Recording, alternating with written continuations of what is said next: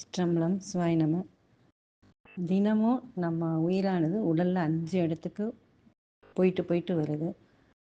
முதல்ல காலையில் எழுந்திரிக்கிறப்போ அது விழிப்பு நிலைன்னு சொல்லுவோம். அந்த விழிப்பு நிலையில் நம்ம உயிரானது புருவ நடுவில் இருந்து அன்னைக்கு தேவையான தொழில் எல்லாமே செய்யுது. அதாவது அன்னைக்கு செய்யக்கூடிய செயல் எல்லாமே புருவ நடுவில் இருந்து ஒரு 35 கருவியோடு சேர்ந்து அந்த இடத்துல எல்லாம் செயல் பண்ணுது.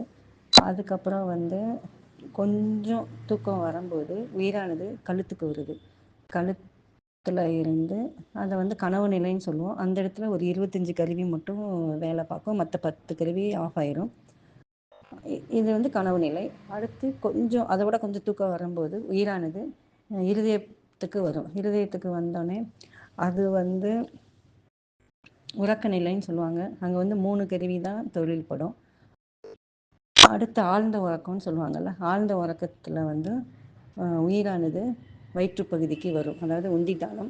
அந்த உந்திதானத்துக்கு வரும்போது 2 கருவி மட்டும்தான் வேலை செய்யும். இந்த அடித்து போட்டால் கூட தெரியாதுல்ல, நான் நல்லா தூங்கினேன் அப்படின்னு சொல்கிற நிலை தான் அந்த ஆழ்ந்த உறக்க நிலை. அப்போ உயிர் வயிற்றில் இருக்கும். திருப்பி அதுக்கு அடுத்த நிலை மூலாதாரத்துக்கு போகிற நிலை.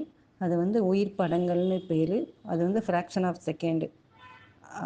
அதாவது அவ்வளோ சீக்கிரமாக ஒரு செகண்ட் அந்த இடத்துல இருக்கும். இருந்து திருப்பி சுவாமி என்ன பண்ணுவார், அடுத்து காலையில் எந்திரிக்கிறதுக்கு முன்னாடி திருப்பி கீழே இருந்து மூலாதாரத்துலேருந்து வயிற்றுப்பகுதி, வயிற்றுப்பகுதியிலேருந்து இருதயத்துக்கு வரும், இருதயத்துலேருந்து கழுத்துக்கு உயிர் வரும்.